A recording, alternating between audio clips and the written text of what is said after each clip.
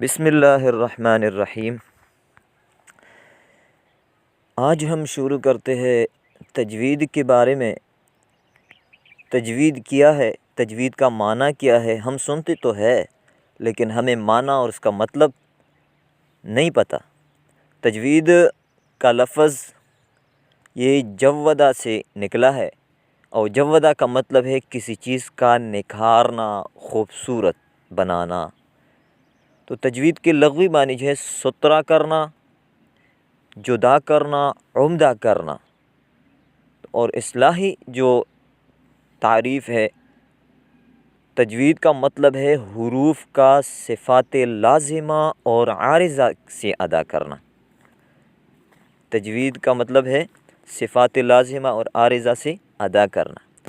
دیکھیں، تجوید ایک ایسا ہنر ہے جس ہنر سے ہم قرآن پاک پڑھتے ہوئے بڑے سے بڑی اور چھوٹی سے چھوٹی، بڑی سے بڑی اور چھوٹی سے چھوٹی غلطی سے بچ جاتے ہیں۔ یہ ایک ایسا ہنر ہے۔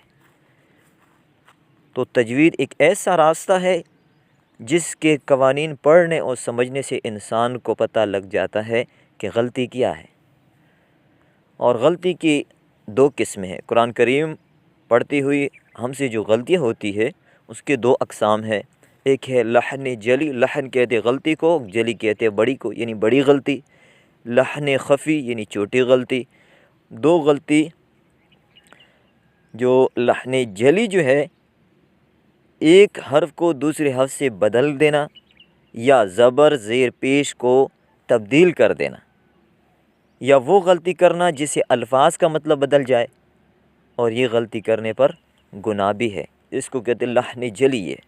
اور لحن خفی یعنی چھوٹی گناہ، یعنی چھوٹی غلطی، یہ وہ غلطی ہے جو ہوتی غلطی ہے پر اس کو کرنے پر گناہ نہیں ہوتا۔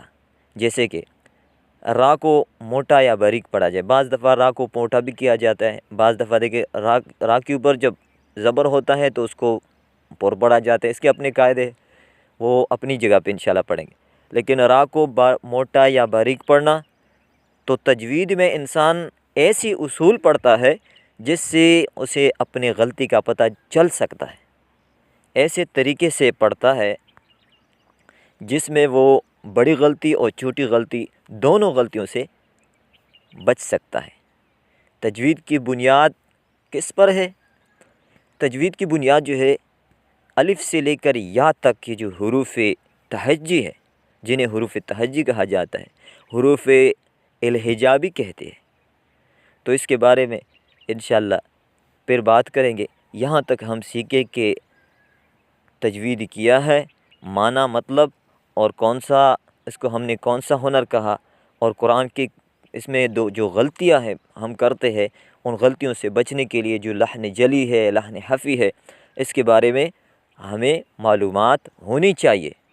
یہ بنیاد ہے، اور بنیاد جب کچی ہو، بنیاد کچی ہو، اوپر اگر بہت ہی اعلیٰ منزل بنا دے، مضبوط منزل بنا دے، لیکن بنیاد کچی ہے تو پھر سارا منزل ناکام ہے۔ سارا منزل گرنے، ایک نہ ایک دن گرے گا، کیونکہ بنیاد کمزور ہے۔ جب بنیاد مضبوط ہو، بعد میں جو ہے اگر کوئی کمی کوتاہی ہو جائے تو بنیاد کی وجہ سے، بنیاد مضبوط ہونے کی وجہ سے پھر وہ کمی کا ازالہ ممکن ہوتا ہے۔